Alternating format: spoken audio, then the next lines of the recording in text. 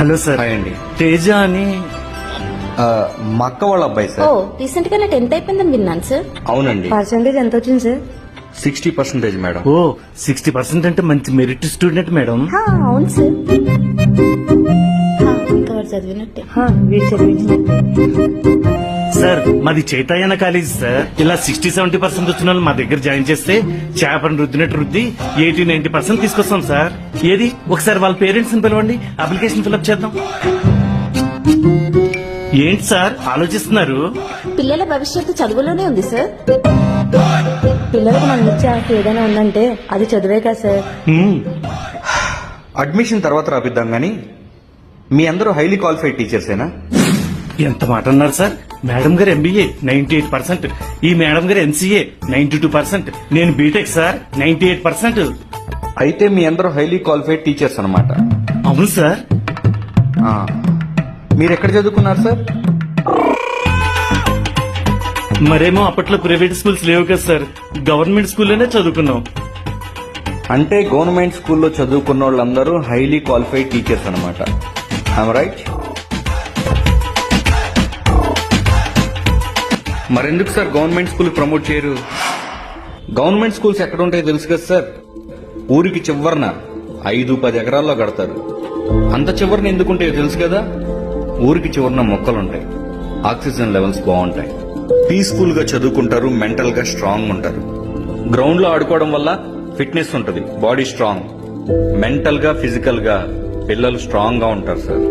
అదే మన private schools ఏడుంటాయి?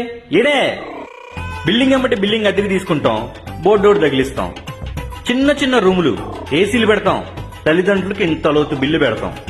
పిల్లల్ని దించడానికి తల్లిదండ్రులేమో కారులో వస్తారు, ట్రాఫిక్ జామ్, రోడ్లు బ్లాక్. ఈ ఆటోల్లో వెళ్లే ఉండే పిల్లలు ఉంటారు చూసారు, ఈ పిల్లలను చూసినప్పుడు మా కారు లేదే అని ఫీల్ అవుతా ఉంటారు. ఇంకా మీ సెక్యూరిటీ గార్డు ఉంటారు చూసారా, రోడ్డు మీదకి ఏ పిల్లోడు పరిగెత్తుకుంటూ వస్తే ఏ లారీ గుద్దిద్దా అని అదొక భయం. అవసరమా సార్ ఇదంతా? పూర్వం గురుకులాలు అనేవి ఉండేవి సార్. పిల్లలే గురుగారి దగ్గరికి వెళ్లి విద్యను అభ్యసించేవాళ్ళు. ఆ ట్రెండ్ పోయింది. ఆ తర్వాత స్కూల్స్ వచ్చాయి.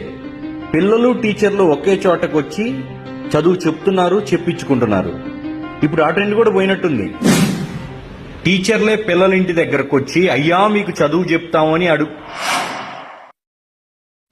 అడుక్కుంటున్నారు.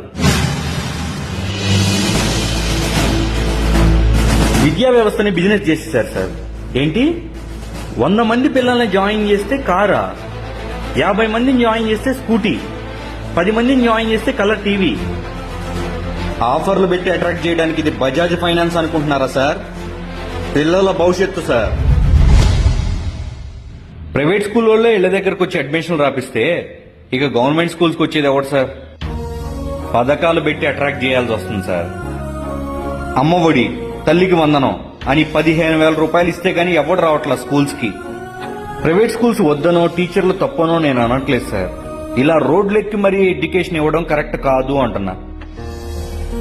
దేవుడు అనేవాడు గుళ్ళో ఉండాలి, గురువు అనేవాడు బళ్ళో ఉండాలి. దయచేసి బళ్ళోకి వెళ్ళిపోండి సార్ ప్లీజ్.